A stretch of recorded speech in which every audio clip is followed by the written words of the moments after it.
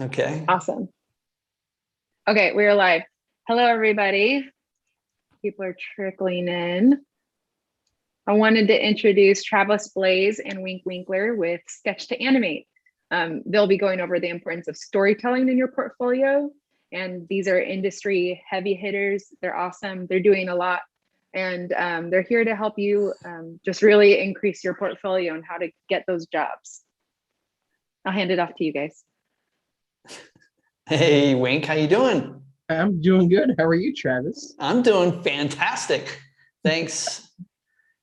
All right, so here we go. We are going to talk about the importance of storytelling in your portfolio. One of the biggest things, I guess we can backtrack here. If none of you guys know who I am, I'm Travis Blaze with Sketch to Animate, and I have been in this industry for around 32 years. Starting on Beauty and the Beast, I was a character animator for 14 years at Disney Feature Animation, working on movies such as Lilo and Stitch and Brother Bear and Mulan and Hunchback and Tarzan and Lion King and a lot of other films, and then went on to also working on films like Curious George. And then I fell in love with storyboarding and started working in TV animation. And from there in TV, I worked on Class of 3000. And then later on, I started more recently working with Disenchantment for Netflix. I also worked on Big Mouth as a story artist. And now in feature films, I have been working as a story artist and character designer for Warner Brothers, for Netflix.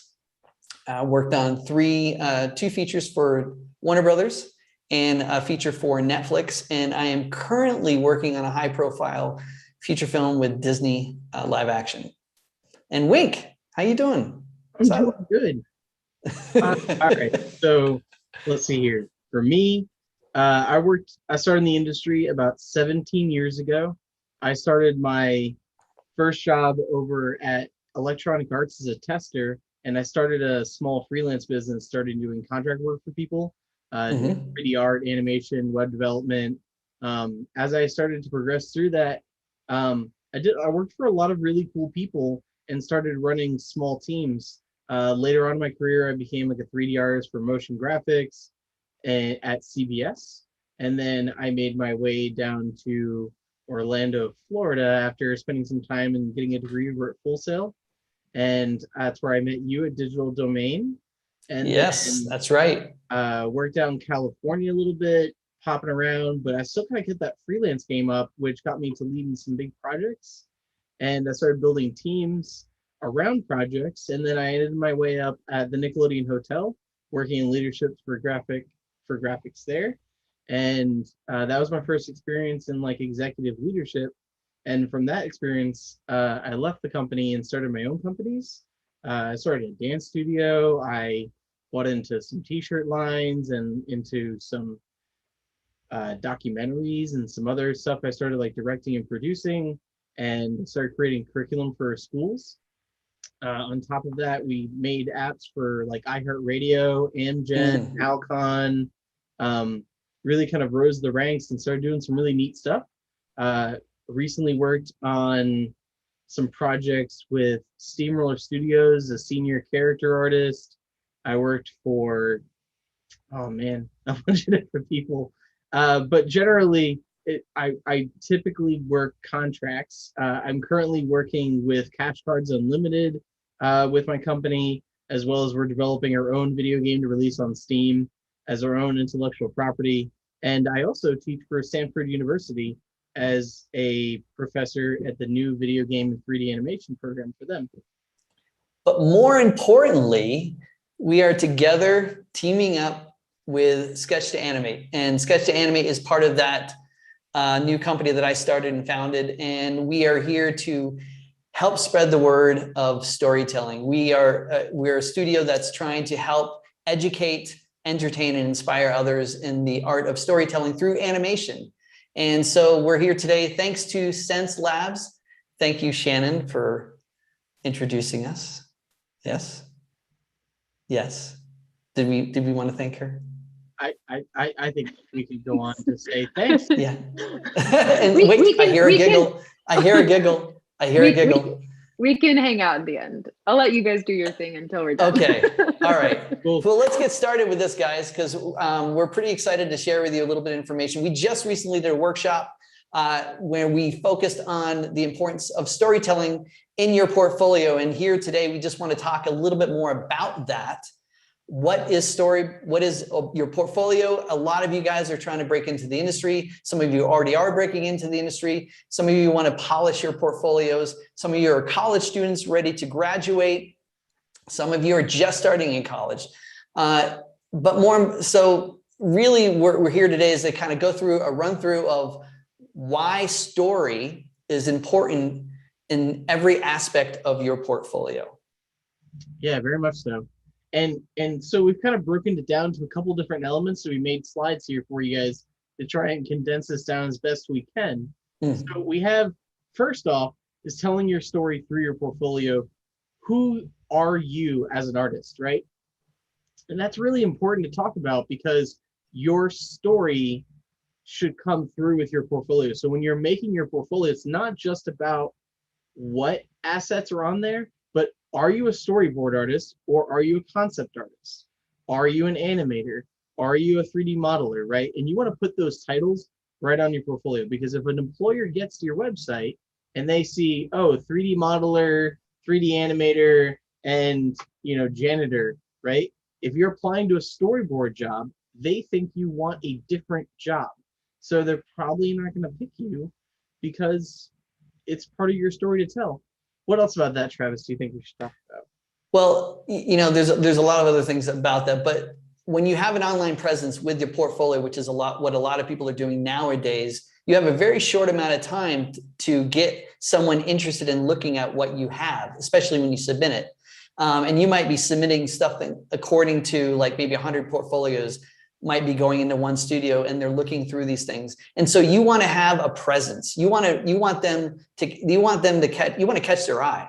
And being specifically of who you are as an artist. If you're going for a character design position, make it character design centric. Likewise with any other position that you're going to do. But a portfolio is an extension of who you are as a person, right?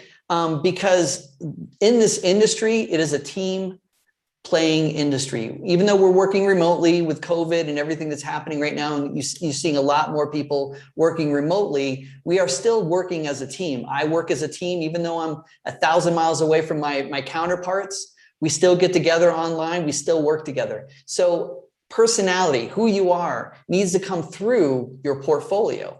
And that's going to be really important. And that's going to dictate a lot about how they choose and how they pick you. It's a lot about talent, but it's also about personality. And my personality comes through a lot with my branding, with my illustrations that we're showing you today. It says a lot about who I am as a person. So that's going to be another important aspect about your portfolio. Very much so. That leads right into know your audience. Like, who are you applying to? Is it a studio? What productions are they working on? What do the recruiters typically look for? You can go through and actually see who the recruiters are. Who was recently hired there? Job applications will have job descriptions.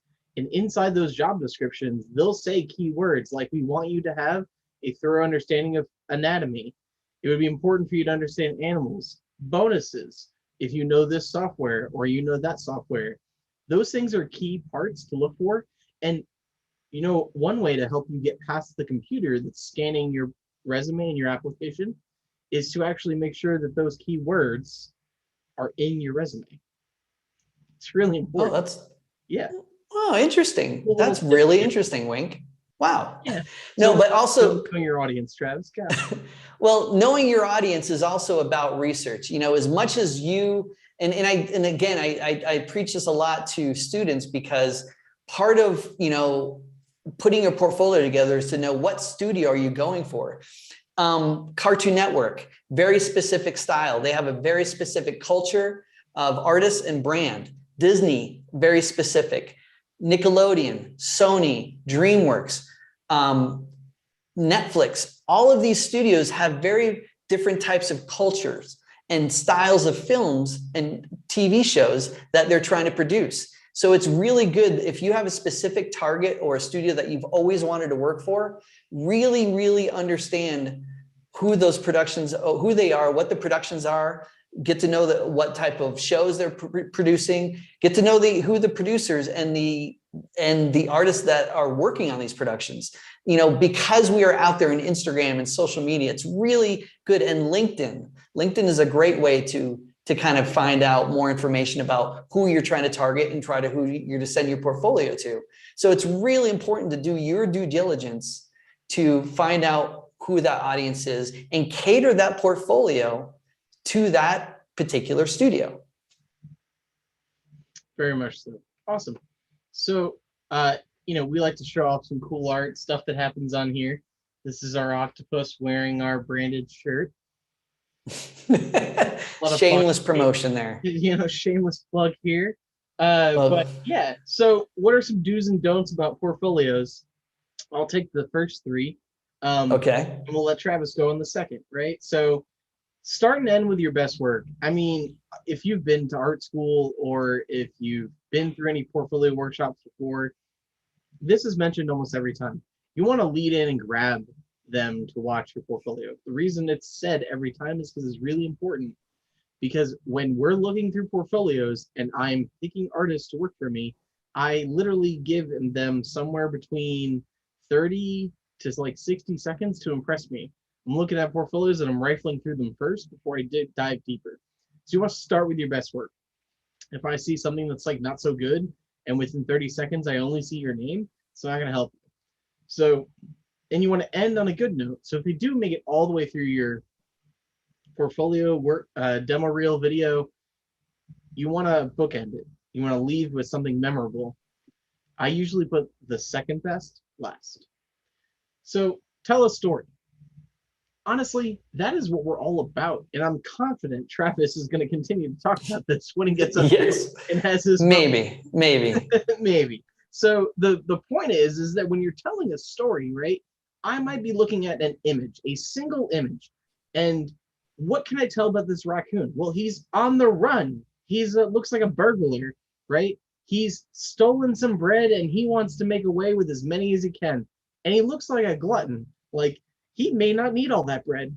There's a good chance he could probably fast for a little bit and he'd be fine, right? What is going on in this scene with the two gentlemen holding, you know, those ray guns being chased by a giant marshmallow puff man? Like, you want to tell a story as quickly as you can and inside of an image. And honestly, like, it would be real boring to watch an animation of just someone walking forward, opening a door. That doesn't really tell a story. Well, yes, walk forward and open doors is a story, but like run away from the zombies and quickly try to hide is a different story to tell, right? And it can add a lot of excitement and a lot of interest. So when you're putting assets in your portfolio, make sure they're rich in story. And then clarity. It should be really clear what you're applying for. If your portfolio is every single thing you've ever made while you're in school, that will add zero clarity. Okay, great. You took a watercolor class, then you took an animation class, and you took a logo design class, and then you took some modeling, and then you did some animation again, then some logos, and you crammed all that into one website. Well, yes, I can tell that you went to school, and I can tell that you learned a lot while you were there, but it doesn't show me your skills.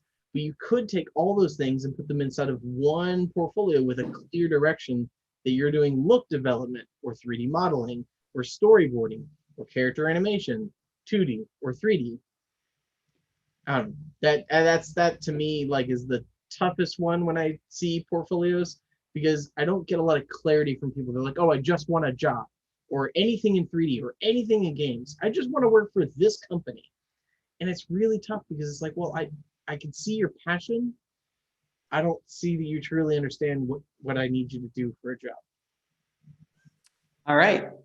So moving on to the next one, knowing your audience. Well, we talked about it a little bit, but I just wanted to backtrack slightly. The 3 images that you see below are actually story prompts that we did live during our Draw Over Mondays. And the reason why I posted these, because I thought they were literally story points And it was examples of showing how you can quickly draw something with a story to it. Story is everything. And I say this all the time. It is true. Everything about your portfolio needs to tell a story because A, we are working in an industry that is fundamentally built around story. Without story, we wouldn't have entertainment. We wouldn't have films. We wouldn't have poetry. We wouldn't have songs. We wouldn't have books or audiobooks, any of these things. Story tells everything, and what we do in this industry in particular. So knowing your audience going into that, it's about knowing what the story is that's trying to be told through those studios. Having worked at Cartoon Network and versus Disney, I can tell you there are very distinct differences between the two and what they're looking for. And their styles of animation and character designs and layouts and art directions are a lot different from each other. And so it's really, really good to know that audience. Making your portfolio accessible. Now, in a world where we are working remotely, it is quintessentially important that you make your portfolio accessible. Whether you have, and probably number one, you have to have your own website or some kind of website that basically illustrates what you're doing. And with your website, it could be a CV, it could be a Wix site, it could be a WordPress site, it could be a Blogspot site, or you could have your own very own site that you've built out from scratch. Either way, have a website, have a CV with your website, have the portfolio readily available to anyone and everyone that you want to show your portfolio to. And then again, what makes a portfolio professional? That's really what makes a portfolio professional is how you lay out your work. How easy does it flow? Having a CV, which is a resume, which is your work experience, whether you don't have whether you just fresh out of school, have some kind of resume that reflects where you are in your current state of talent and experience. A portfolio that makes professional is really about telling the clear story, the clarity of who you are as an artist, and making sure that you understand the categories in which you are going to submit your portfolio to. If it's character design, really understand what it is that takes or makes up a character design portfolio. Then that same goes for storyboarding, and it goes for animation, and it goes for visual development, and all of the other things that follow suit, 3D animation, 3D modeling. All of these things you need to look at, and the best way to look at what makes a portfolio professional, look at other people's websites. There's so many fantastic, phenomenal artists out there that have amazing portfolio sites. If you're a great character designer just starting out and you really want to know how to get your foot in the door, look at other people that already have their foot in the door. Look at their sites. Look at the new ones that are coming out.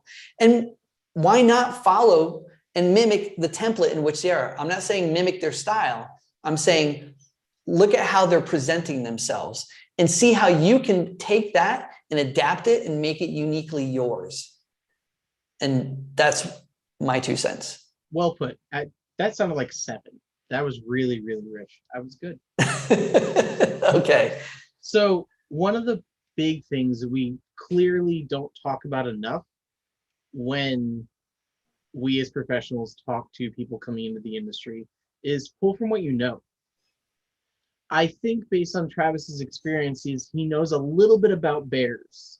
Wasn't there a little bit film you worked on? A little bit. Brother Bear? Yeah, yes. I worked. Yes. Small bear movie. So the thing is that, and bears tend to show up throughout your career, right? Things that you've drawn many different times and animals that you've recreated. So the research continues to build upon. And so pulling from what you know isn't just about the experience you've had in the past, but also when you're creating stories and you're building a character and you're designing a character, if you're thinking about a character, like I mentioned a glutton earlier, right? Who was a gluttonous person that you know? Pull from that knowledge. What are they shaped like? How do they look? How do they act? What is it like when they get up in the morning? What do they do on the weekends? Build that story and that character and use the knowledge you have. And then that kind of alludes to one of my favorite pieces of advice I was ever given early on in my career was go get a life. Go get a life. Go get a life, right? Okay. And is that go experience the world. If you have a summer to go study abroad, go study abroad. Go play a sport on the weekends. Like I'm a huge advocate of people spending a lot of time in their craft, especially when they're in school or learning, or they're just picking this up as a hobby and they want to make it their career. In any position, time in that learning portion, the more hours you can invest early, the more reward you'll pull from the end. However, if you are a boring person that does nothing but just animate, you may not have a lot to animate about.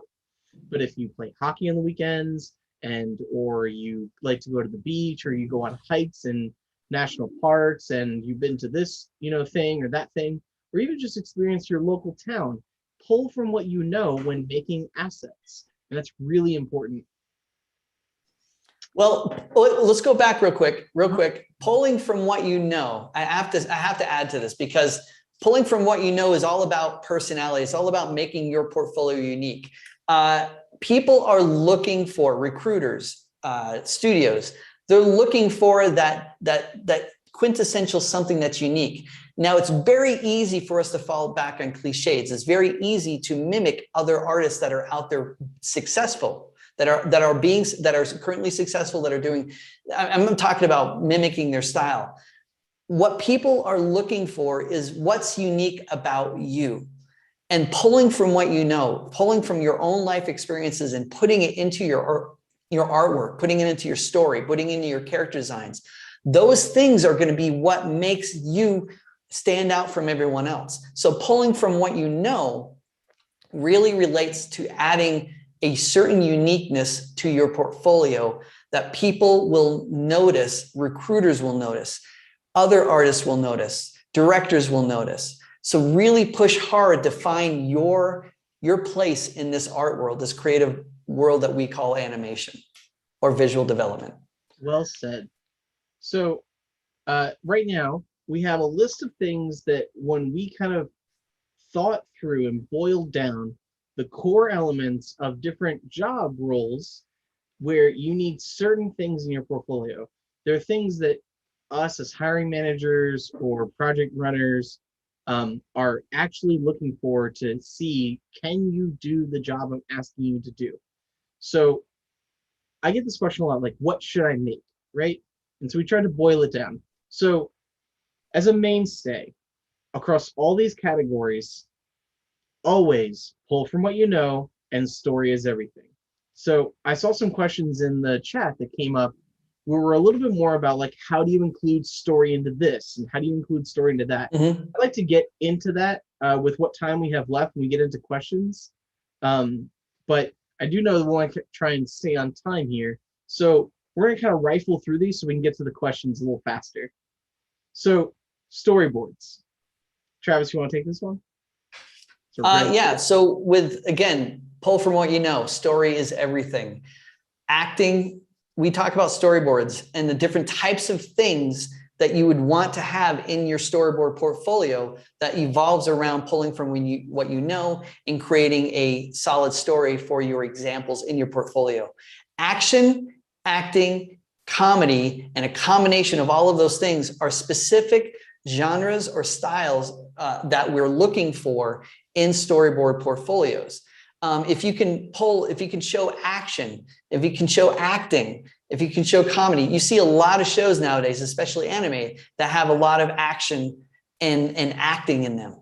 You see a lot of TV shows that primarily reflect around comedy, but also action. Mutant Ninja Turtles.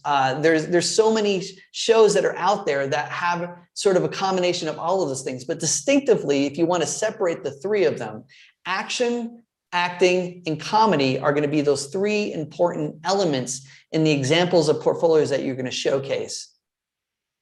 Super important.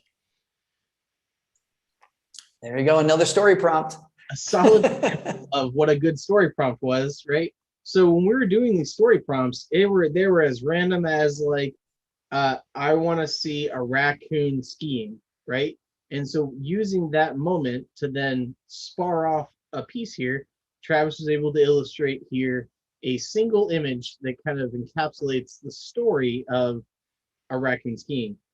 But it didn't just go from there. It was also a raccoon skiing that gets scared and falls, right? So what is he? And we ended up creating a short story out of this idea. Yeah. And then which was awesome. It was 2D animated, and he ended up tumbling down the hill, and it was great. It was a lot of fun.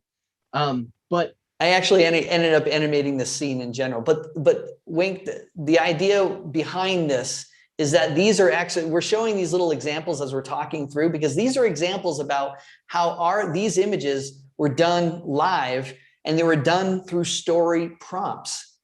People giving us suggestions to create a story to illustrate the point of how you can create interesting poses, interesting dynamic characters through simple story prompts. Perfect. All right, so this one here, assets needed in portfolio for 2D and 3D animation. So again, it's really important that you use pull from what you know. The story is everything, right? Telling a good story in your animations when you have animated clips, right? You want to use a couple small clips and assemble at least 3-5 pieces together in order to show this ability. But you want to make sure that you have clear silhouette. This is something employers are specifically looking for. Are your keyframes, your key poses, do they have clear silhouette? This is a skill set that you should be constantly getting critiqued on by your colleagues, your friends, your mentors, your teachers, looking for clear silhouette. Diversity in acting range and movement. Okay, so this one, it sounds a little confusing. We don't want you to only do action scenes. If you only do action scenes, you're really only applicable to really big studios where they're looking for one person who can just always do those tumble shots in that one movie they're working on. But if you have a strong diversity of acting range, you can do more theatrical type acting. You can do emotional moments. You can do comedy. You can do shtick comedy, right? You can deliver a line. You can do interactions, right? Showing a range of ability. So when you're thinking of scenes to put in your portfolio, think of different types of shots to do. And then be original and memorable. So everyone does a walk cycle. Okay. Everyone does a goofy walk cycle or something, but if you do like a zombie walk cycle, but don't just do a zombie walk cycle, do a zombie walk cycle with one leg. What would it be like to see that? That would be memorable. I would remember it because you're probably the only person who's doing a zombie walk cycle with a zombie with one leg. That's great. But again, you stand out. But with adding to that, Wink, it's adding you know, a walk cycle, a quadruped. Understanding the mechanics of movement is one thing, but the moment you add a story to it, a personality to it, then you can start doing the same thing. And now you have inspiration. Now you have a reason to do this movement, to do these actions, because it's better to do a walk cycle where someone is walking with a limp or walking, or if they're drunk, you know, or walking, you're still learning the same mechanics, the same physics, the same weight, you know, stepping and falling and catching yourself. But now you're adding story and personality to it that gives it something unique. And pulling from making something original and memorable is about pulling from that inner self. How can, what experience have you done walking, you know, down a trail and almost tripping and falling down a hill, or, you know, skateboarding, or what are things that you can pull from that are original, uniquely your own, to add to that walk cycle or action or acting? Super important. So again, illustrating, you know, remembering times, you know, sweet moments with your children reading books, or sweet moments with your parents reading books underneath the blanket with a flashlight, telling or hearing your first scary story, pulling from those memories really make a difference. So character design, Travis has tons to say about this. So I want to quickly get through some of these points so we can get to the Q&A section. We also have some like discounts and good news for you guys in the end. So if you stick around, we've got some stuff for you here coming up. So for character design, right? Diversity, show a range of character types. Don't just show all fish or all humanoids, right?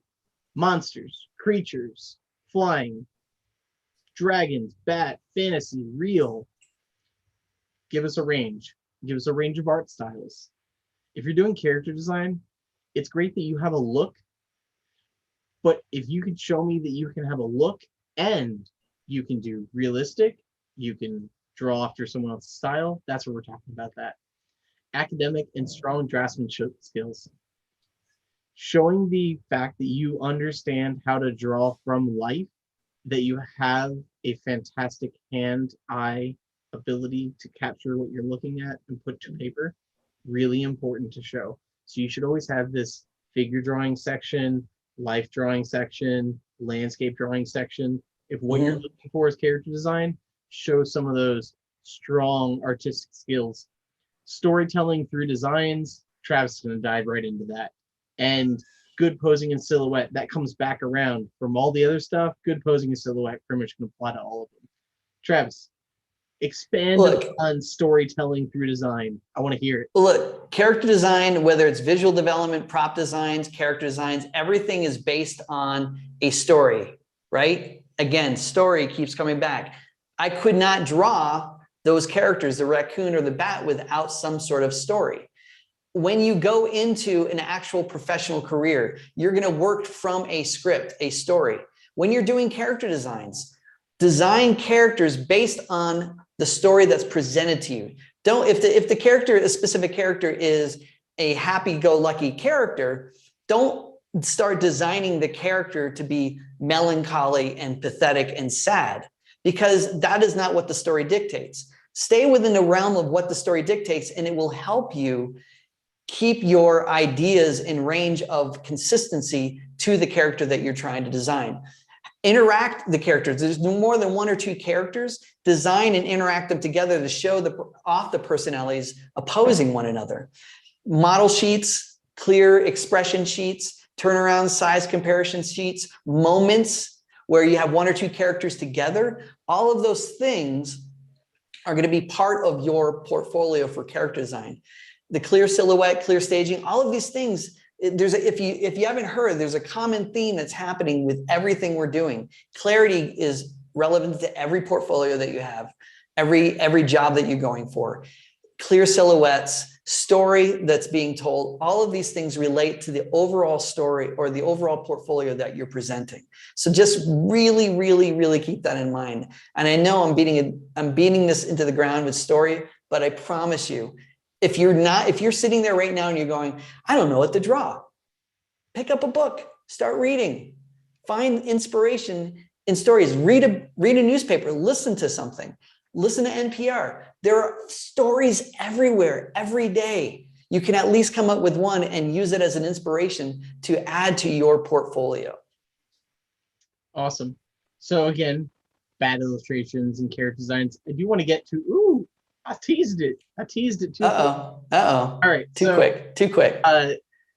This is kind of like the end of the talk portion when we get to that Q&A, but we wanted to give you guys some stuff.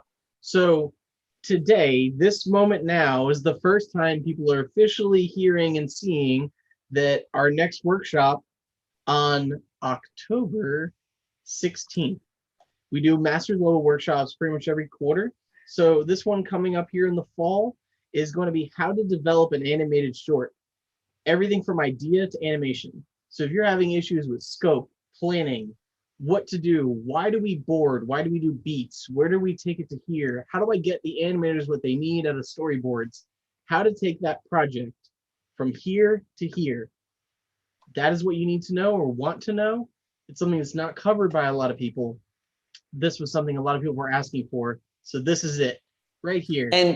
And basically, this is a development out of the idea, like being a teacher myself, one of the number one things I always get called in to schools as an advisor or is to workshop out people's story problems. And what happens, third year students, fourth year students that are in group projects together, that all of a sudden they're in the last semester and their story isn't working. And so what I tell them, story is a quintessential everything. It's important for the beginning, middle, and end of every production. You always have to do that. And at night, I'd say 10 times out of 10, whenever there's an issue with a short, it's always goes back to the story. And then we have to go backwards instead of forwards to rework it and reshop it. So hopefully we can give you some like really nice things with this production that we're going to do with this workshop. It's going to be a one-day workshop. It's going to be 6 hours. It's going to be pretty awesome. We're going to be using our TV show that we've been developing called ARC as our example for taking you through this process. Awesome. And that's what we got. So we're ready for questions. Yeah, so just to follow up on your workshop that's coming up on October 16th, I have pasted the link to register. When will the registration be open for that that workshop? It is open. It's open now? It is live. Is it live? It's officially live? I just checked it out on the website. Hey, you got to thank Anita Wamano, the other partner of Sketch to Animate. She made this happen today. So we're really, really excited about doing this. So the link is in the chat. So please visit it if you're wanting to join that workshop and register as fast as you can. Do you guys have limited capacity for this workshop? We do. We have capacity. We have special features in there. There's one, even we have a couple seats where you do like a premium experience where you can actually get one-on-one time with us for blocks of a couple hours. We'll actually sit down and go over your project and help guide you to your next steps and do one-on-one experiences. But that's also after that includes the workshop. And then we also have packages where you can get like the downloadable assets and the downloadable video later and everything. So it's all up there on the website. I'm excited about the one-on-ones because I get to do my drawovers. Woo! They're fun. They're fun. Drawovers are fun. It's how I learn. I love watching your drawovers. Limited, by the way. Those are super limited because, like we've mentioned, we both work multiple jobs, are very busy. Yes. So what we do is we book out like for a couple months out. Like these are the time slots you guys can start picking out like who wants what, and then we'll end up working with you. But everyone gets service that for the seats that we picked. For right now, we're going to be limiting it to 12 for 2-hour sessions. And it's going to be basically you bring us your project, you sit down with us, we shop it out. I do this every day for a living. I would love to sit down with you and try to work your story ideas out and maybe give you pointers and tips on how you can improve your story. And that's going to be pretty awesome. I think that is a great segue because that sounds like an extremely valuable opportunity to sit down with you two to hash out your storyline. The link's not working. Sorry. What happened? Wait, what did we do? What did you do? I'm just sitting here. I don't know who's on. I pasted it. What about just Sketch to Animate? I don't know. But there's a question from Anika de Jesus. Sure. How do I make a portfolio of someone who didn't go to art school and who doesn't really know what position or path to take yet? I don't know yet if I want to do character backgrounds, props, or etc. Well, it sounds like you're just in that exploration stage. And the only way to really understand it is to start diving into getting to know the studios that are, what are your favorite shows that you like to watch on TV, and really get to understand and know where they're coming from with their studio, what type of shows do they put out there. But as a person who's still sort of exploring, I say at that point, try everything. And one of the best ways to do that is start developing your own story idea. I love writing and coming up with new stories every day, whether it's a short, whether it's a 2-sentence story idea. Those are going to be great ways for you to kind of dive into exploration of story. And then from that written word, that script or that story idea, you can start developing characters. You can start developing worlds and environments and props, all of those things. And then as you're drawing, you can start to kind of get a feel of what resonates with yourself. Do you like storyboarding? Do you like visual development? Do you like character designing? Everything, again, starts with that story. So the moment you start putting those stories together and start putting visuals to it, that's when the real fun and exploration begins. Great answer. And then just a heads up, Travis and we do not have a session following this, so we can go a little late if questions. Okay. That. Sounds good. And then Amanda, last name, great username. Advice for recent grads trying to break into the industry. Obviously, I would say in a supplemental way to storytelling via your portfolio. I think one of the best ways to get yourself out there is to attend events like this, get to know people, go join a user group. I know right now. Join our Discord. Yeah. Honestly. So like we have a Discord that's open to everybody. So if you go on sketchtoanimate.com, it's open, it's free, it's a great community. We do challenges and you get to communicate with other artists. You can start. As a matter of fact, we have an Annie Jam community. Some of the people that have been with us since the beginning are here in our chat today. So you guys can shout out yourselves or point to people to the Discord, but it's a great place to do, but not even just ours, but others. Like AIGA is a great organization. Schoolism. Big Graph, Schoolism, right? There's all fantastic organizations that you can start to get involved and meet other people and get out there. I am an advocate for going to school. I do think having a good foundation at a university does help build and make you more applicable because it helps build some of those foundational skills that you need. But you do need to dive in and you do need to get to know people. That is probably the most important thing. Yeah, I would say, I mean, just keep developing. Again, not knowing what your portfolio is and what you're doing as a recent grad. Build a web presence. Of course, we've been doing it in this. The web presence is so essential, especially with COVID, especially with us working remotely. This is the only way we're going to be able to get our stuff out there. And Discord and these community events are going to be another way to get like-minded people, because we are a family. Animation is a family. It's one of the reasons why I've been in it for 32 years. I started when I was 20. I'm 51 now. Wayne calls me I'm older than dirt, apparently. I don't know. But the thing is I love doing this. I love meeting people through my Discord alone, through what Anita has developed for our Sketch to Animate. We have built, in 6 or 8 months time, or actually 10 months time, we've gone from 1 to almost 700 people in our Discord. And every single one of those people is to me, a friend, a colleague, someone who has a passion or a love. The more you can be around like-minded people in this animation industry, the better your portfolio, the better you can start networking and getting to know other artists. And I think that's going to be the key to kind of helping you as a graduate, because the things that they don't teach you in art school or animation school is how to network, how to get yourself out there, because a lot of us are introverts. We're scared to get out there. But now with the internet, we can have our presence be known and not be so intimidated. And another thing that, so we have another element that kind of might help before we get into the next question real quick, is we do Cover Mondays live on Twitch for free. So you can submit your work and we as professionals will look over it, draw over it, talk about it. That's on Twitch. I had the slide up here if anyone's looking for that too. We also have the Twitch, Discord, and Sketch to Animate links in the description. It looks like we are having a Sketch to Animate URL issue right now, but just everybody who's watching, that link is in the description. So if you need to reference it there, keep trying there. Yeah, I'm already chatting with people right now, trying to see if we can get some more server space.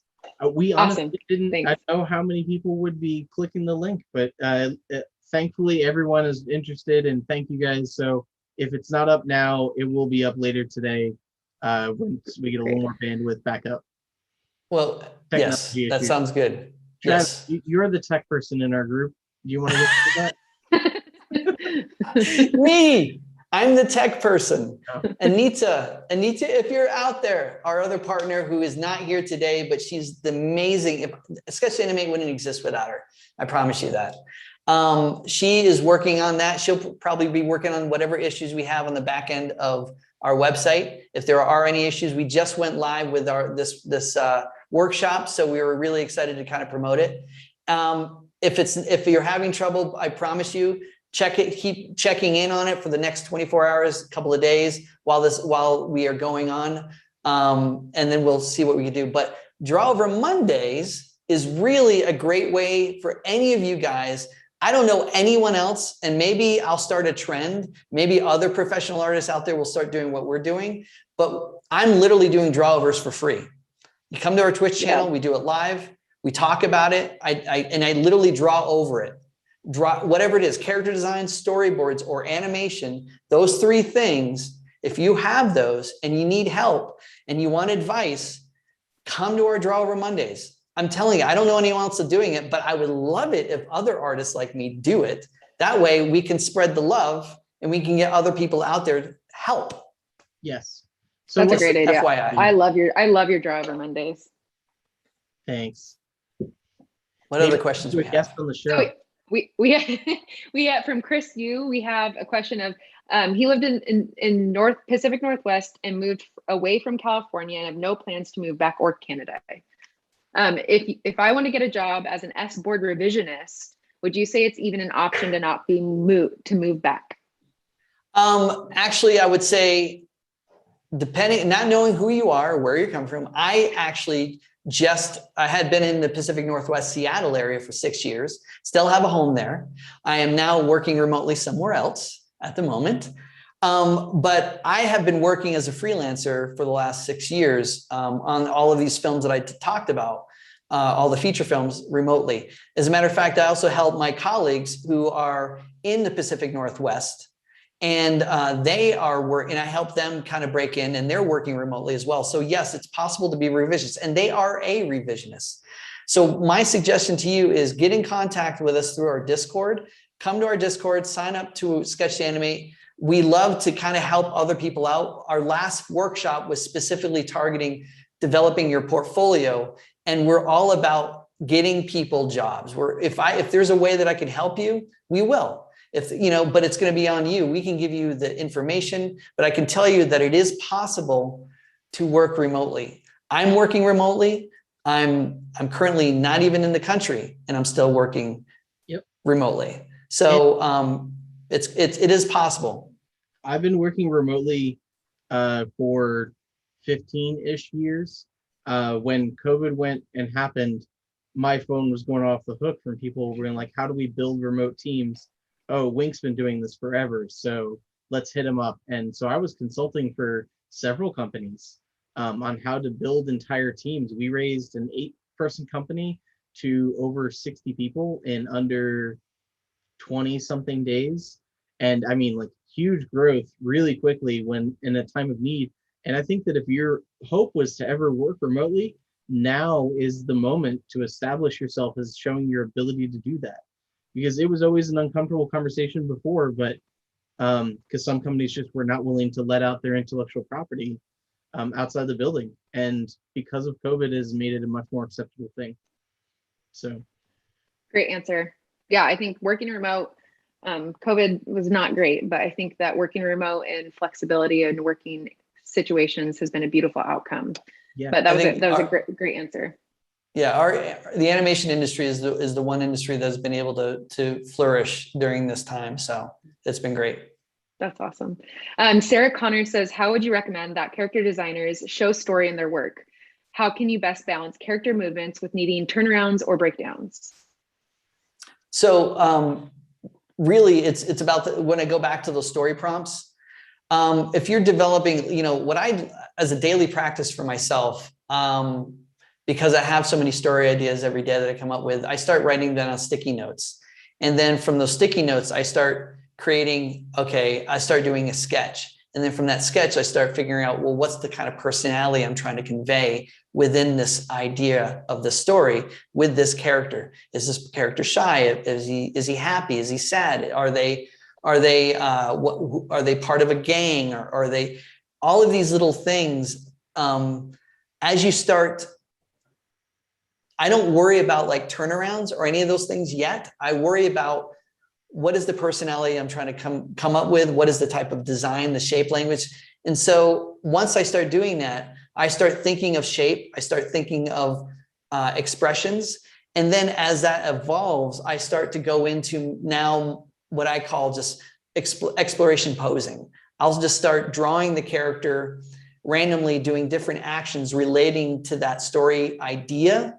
Even if it's not a fleshed out story and it's just an idea, I start coming up with things because one feeds the other. Once I have that story idea and I start exploring the character related to that, then that starts sparking more story ideas that I add to the story. And then that leads into more expressions and more poses and more characters. And then from there, I have, within a short amount of time, I'm going to have a body of work that I can start pulling poses or expressions or shape languages that I like and start mashing those up to start creating what I call my first pass of like model sheets.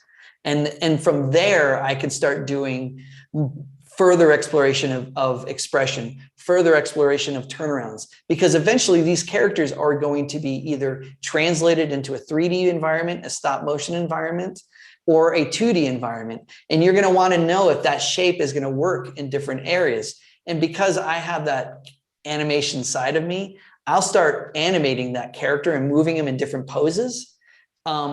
It doesn't have to be fully animated. It could just be basic poses, up, downs, extreme poses that allow me to think in a 3D to see if that design that I initially started with actually does work. I build it's sort of like a proof of concept. You know, I'm poking holes in my design to see what I can fix, what I can simplify, and what I can do. And then through that process, you're going to start to evolve a more solid character that you can then now add to a turnaround, expression sheets, and model sheets. Anything else? Should I add? That was very thorough. Yeah. Okay. That was really We're good. nothing else but long-winded and thorough. No, Thorough. keep it coming. This is why people are here.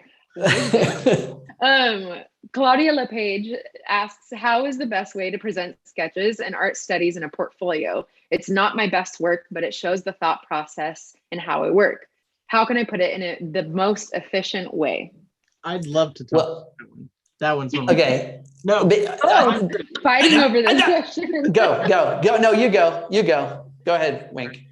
Go ahead. Fine. All right. I got this. All right. So here's the deal.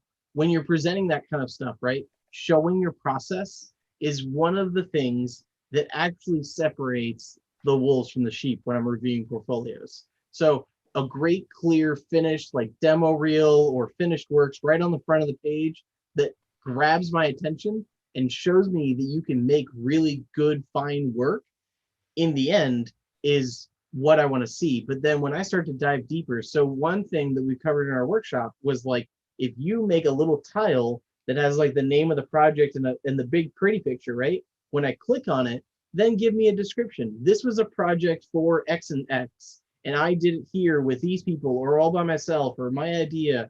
Here's the story prompt. And then like I was given this script, and then here are my sketches. Here are my ideas. Here are my little sticky notes on my desk of my idea thought board, right? And then this is how I got to where I was. And what that does, it gives me an insight of what it's like to work with you prior to working with you. And that's great to see, because then I see like, oh, they didn't just one and done this illustration. They actually sat down, thought it out. They did this, this, and this. But I will only get that deep if the final work is good, right? Like I said, that first 30 seconds, start off with your best work. When I see that opening page and I see really strong work, then I'm like, man, this person's one of my top 10 candidates. And then I look at like all the other 10 candidates, probably you would be the only one who shows full process and procedure. Then you move right up to the top of my favorite candidate. And then honestly, I'm going to try and interview you first, because if I have 3 positions, I might just make you an offer on the first one and then figure out who my other 2 people are going to be. So to add to this, which is very good, Wink.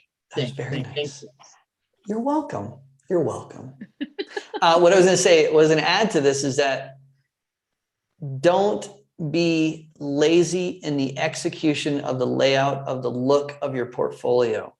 If you have good art, even if you have mediocre art, you can make art look wow through the medium that we have, the digital medium. Don't be lazy about how you present yourself. Take the time. laziness will shine through. If your design, if your portfolio in itself, the way it's laid out, how you compose, how you compositionally put multiple sketches together and clean them up, have them look the same gradient, the same tone. I don't want to see an iPhone snapshot of your sketchbook with your thumb in it or a finger in it, or do something, make it a picture, make it a masterpiece. Everything from your aesthetics to the layout of your portfolio is important because it says a lot about the person who is doing this. Take the time. Time management is key to everything with what you're doing. So take the time to compositionally, lay things out properly. I took the time to put this poster up and compose myself just so I can present ourselves in a way that is professional. I'm not trying to be lazy. I'm trying to present myself in a way that you guys can have confidence in what we're saying, what we're doing, and know that what we are talking about is truth. So very much so. Questions? The NyQuil. Yeah, and I guess on that note, Birdie Bird Draws asks, how many panels should you have in your portfolio, or should Animatics be enough? Animatics shouldn't be enough. I think what I've seen, there's several links, and I don't know, Wink, maybe at some point, if you go to the Discord, we can share with you certain links of other people's websites that are pretty successful, I think, in terms of presentation when it comes to your boards. We're going to be sharing, we're going to share on social media the people that took our mentorship from the portfolio workshop, and they'll be great examples. So if you follow us on our social channels, you'll definitely see some of those posted. But I would say give a brief synopsis. If it's something that you've worked on that's your own original piece, talk about what this story is about, a brief synopsis of it. If you have some character exploration, kind of show those in there. Then go into your panels. Show your panels, whether it's what was the thing that we were doing that we were talking about we really enjoyed, that you can click through it, that program that we were talking about for Blockspot and all the other ones for flipping through having single panel flipping throughs. That is also nice, not just in Animatic, but having your board panels 4 down, 4 across, or 3 down, 3 across. Showing, if it's dialogue, make sure you show dialogue in there. Make sure it's clear. If you're doing single clickable left to right boards that you could have in there, make sure that your dialogue is in there, your actions are in there. Make sure that if it's a silent thing, give a brief synopsis of what it's about. And then if you want to have the animatic at the end, have the animatic at the end as well. Yeah, I think I'd like to try and see how many of these questions we can try and crush. Sure. Yeah, I mean, are you guys ready? Good to keep going? Let's do it. I'm good. Let's do it. Awesome. Let me find, we have another remote working question. It looks like there's a lot of kind of first out of college remote working questions. So I was thinking maybe could you give any prompts other than, joining networking groups, live streams, for getting hired while searching for remote work? So right now there's a great need for talented folk, right? And our industry relies on referrals a lot. When I get like a job application, like I posted the need for a character modeler like 7 or 8 months ago for a company that I was consulting for, and I was doing the hiring for it. We were looking for somewhere between 3 and 5 people, depending on the skill level we would need, and we're looking for environment modeling, and we posted it. There were 7,000 applicants. Wow. So when I go through them, that's a lot of people. I do use the filters because it makes it easy for me to try and find people who like actually listen to the job application and didn't just hit apply. So if you just hit apply, there's a chance you'll get filtered out. That's my first tip to people. It's a great tip. Put it as words in, like if I spent the time to write the job description, you should spend the time reading it and making sure that exists in your resume.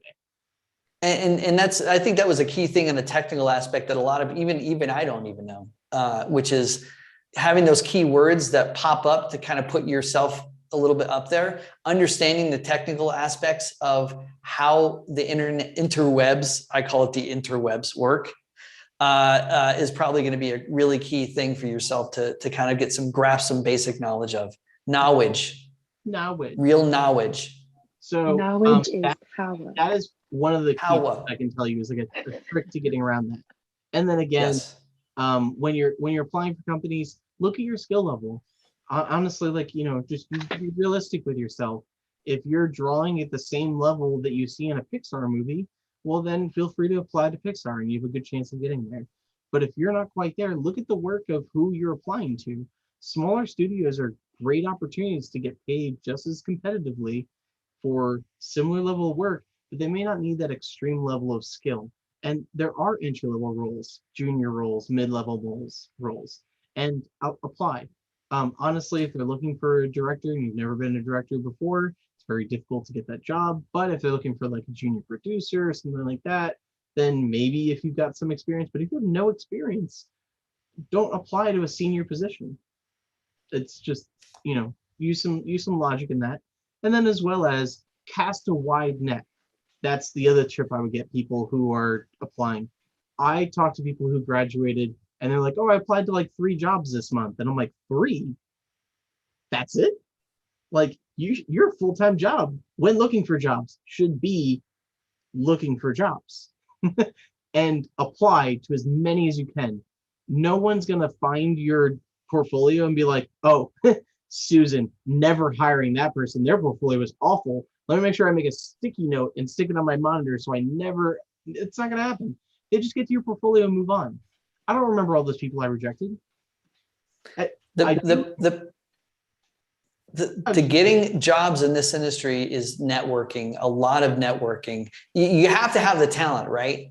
But I can give you examples. I mean, my whole industry has been based on me having jobs through word of mouth.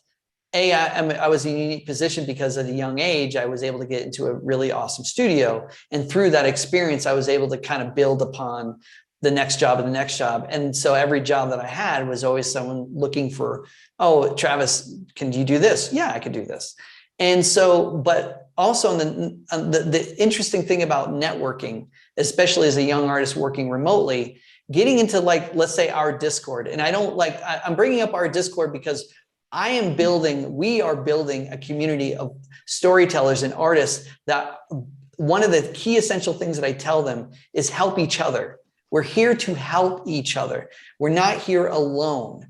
And networking, having people look at your work, showing people the best people to look at your work to judge or whether or not you're ready at this certain position is by having your peers give you that truth, right? And how do you find those peers?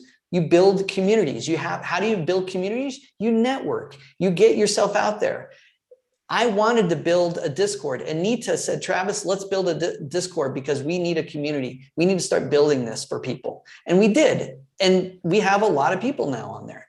And I always tell them to help each other. Case in point, I had a graduate student from DigiPen Studios, was working a night job, not anything remotely related to animation, but he was very specific. I want to be a 2D animator. I want to do effects. And then one day I'm working at Rough Draft Studios and they were saying, Travis, we're looking for a 2D animator who can run and do this X, Y, and Z and understands Toon Boom. Ding! I know just the person. I called up my buddy who was a student of mine. And guess what? He got the job and he's still there today.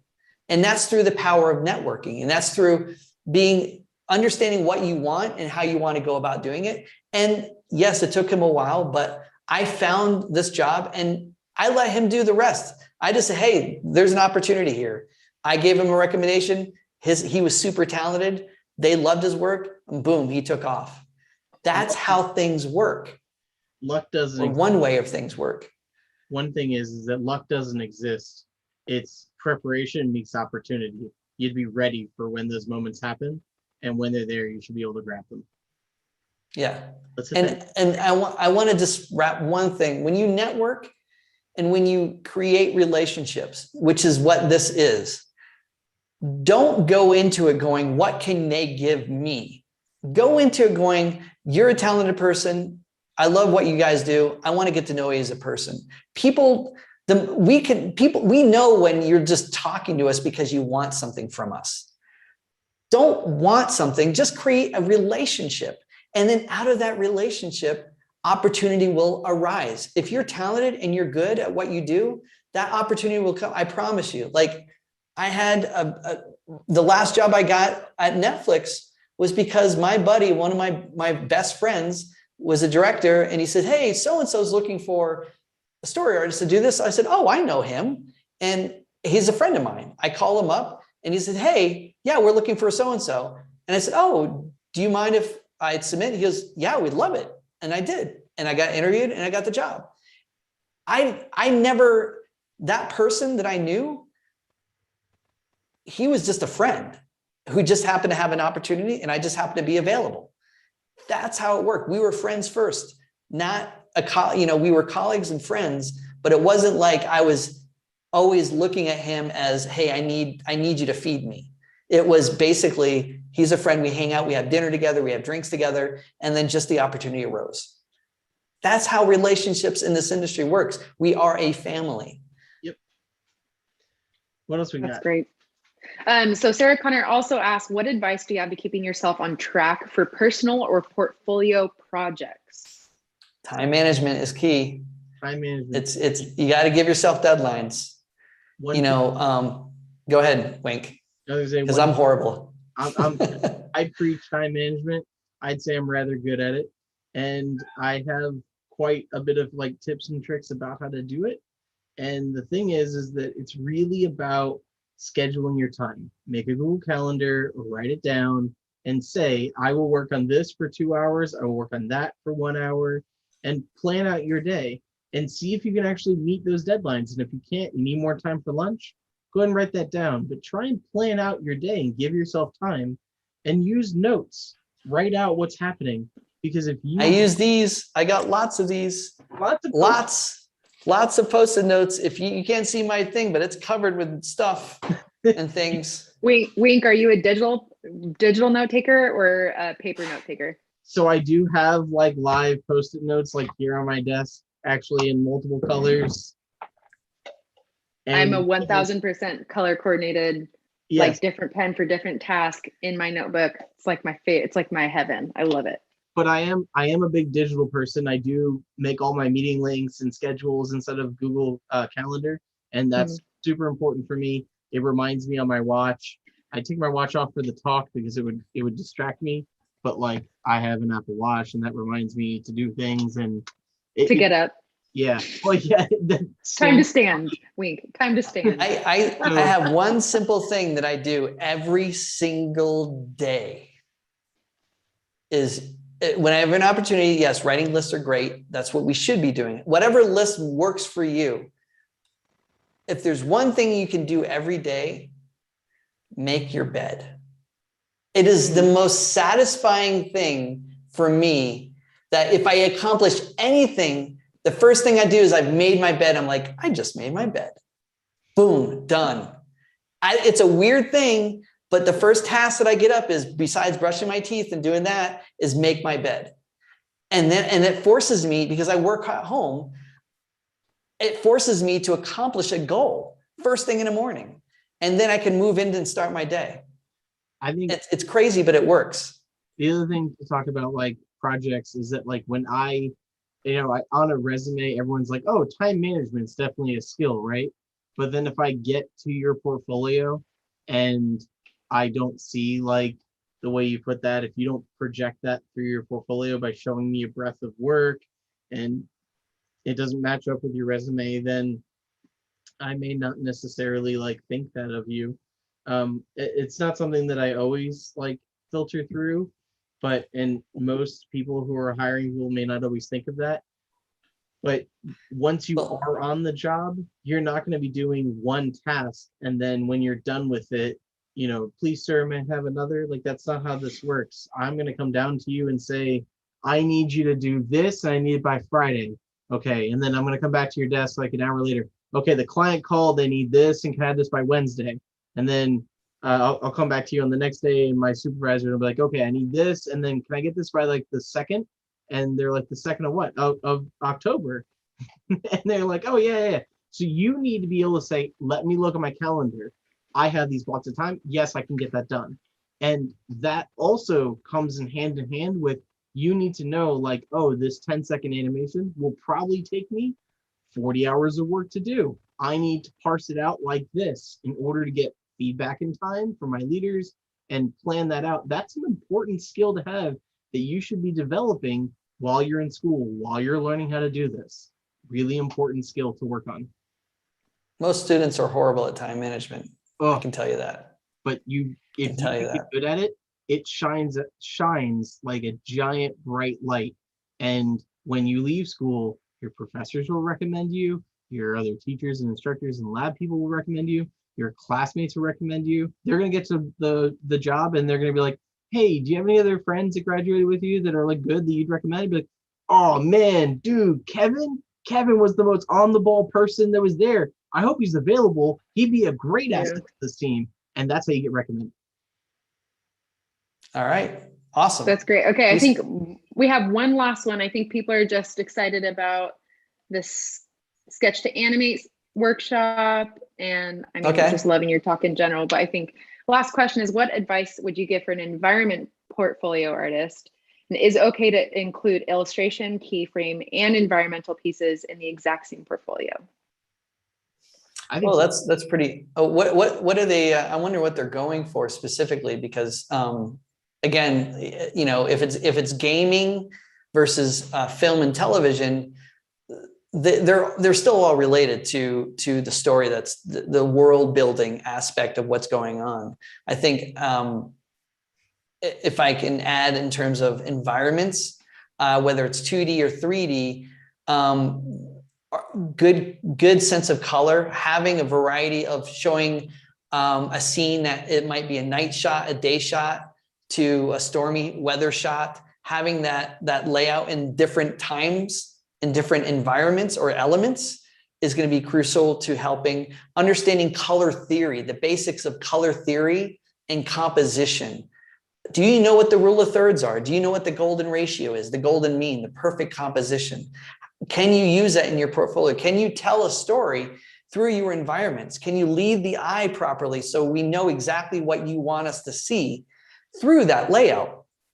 All of these things, whether it's a character or not, the environment also is the playing field for the character. You want to make a rich environment that helps lead that character through in a way that leads the audience eye through. So those are going to be elements that you're going to want to think about and add to your environments. And to build on that, the idea that you're wanting to show that plus like keyframe animation plus anything else, I tell people, and this is a policy that like I preach, that several of my colleagues preach, T people. We want T people in most studios. So, and when I say most studios, anywhere from like small to large are commonly looking for T people. We want someone who's really good at one thing and pretty good at like two things around them at least. So that way, when their one thing is not there and I need help on something else, I can push them around to kind of help out. I expect you to not be the best, but you can get someone started or set something up or get going on it. So if you're great at animation, but like you can also model a little bit and do a little character design, hey, would you mind sketching on this idea? We don't have any like animation for you to work on, but we are thinking about doing this new project next year, and it'd be great if you could work on this for the next 4 weeks. That's a great way to look at it. And the reason why it's small to large, right, is that at a giant company, giant with hundreds, close to 1,000 people, you might be the rock modeler or the person who designed backpacks for a universe of a school, right? Like you might do one thing and one thing really well for like a year. But at like a small or medium studio, you might be character modeling, you might do an environment modeling, you might be making props. It depends on the size of the team. I mean, if a modeling team or a storyboard team only has like 3 or 4 people in it, you're gonna be doing a lot. And then a really tiny studio, if the whole studio is all of like 10 people, you can expect to wear 4 and 5 different hats because there are a lot of roles and you can't get by with one animator for a 10-minute short with 10 people. just not going to. Everyone's going to probably animate something. Most people are probably going to do modeling of some kind. Most people are going to help with storyboarding. It's you're going to get like someone who's like the main person who's really good at lighting, so they're going to light the important stuff, but they're going to tell people what they need help with, and you're going to kind of pitch in. So everything kind of scales in that size, and you'll find too that you like working at small studios because you like that variety, or you like the family aspect of it, and they tend to have weekends off and nights, and those big studios tend to have crunch time, but you get to go to like Africa to go do studies on like the new film that's coming out, so it could be really exciting. But again, and everything in between, big blend. The question about the environment and Keyframe in her portfolio, she is doing a 2D, and she wants to be a 2D environment artist. Yep. Yeah. So think about what I just said, because as it relates to 2D environments, really, if you have examples of a short project that you've been working on, talk about the scope of the project, what it is, what your involvement was. And the more that they can see how your environments really helped push that story, the more clear they're going to see that you can do the job at hand. Understanding color theory, doing color swatches, doing color beat boards that will help kind of show the mood boards, what they call them, right? Those types of things are going to be crucial to kind of laying out your portfolio. Show how that environment relates to the project you're on. If someone else did the characters, put the characters in there, explain, hey, I did the environments. This is what the environments, this is what the final look and feel looks like. It's going to help them see how you were able to match the world according to the characters. Typically, the characters in the world have to blend and complement each other. So that's going to be an important aspect of how you present yourself with these portfolios. So what I'm hearing is that it's all about story. I'm sorry. I hate to break it to you guys, but we would not be here if it wasn't for that. And it's a source of every aspect of inspiration, whether it's a prop design, whether it's color, whether it's final cleanup, effects. All of it relates to story. I have a tip I want to give in there too, for like, if you're looking to do like 2D environments, right, on top of like keyframe animation, and you're looking to build your portfolio like that, don't feel like you have to put the whole world on your back and do both the environment models for your animations. Collaborate with people. If you do the environment art and let someone else animate on that project, and then you find someone who needs an animator and you work on their project, collaborate with people. You'll get more exposure, because when they apply to a job, your stuff's on their demo reel and their website, as well as it will add more variety to your website, so visually becomes more appealing, and it shows that you can work with others. And that's something too that we look for. Like, if you've worked on projects with groups of people, small or large, that shows me that you get along with other people and that they don't think you're a troll. Sketch to Animate was built on that sole idea. Yep. It was just me, and I realized I couldn't do it all. I couldn't.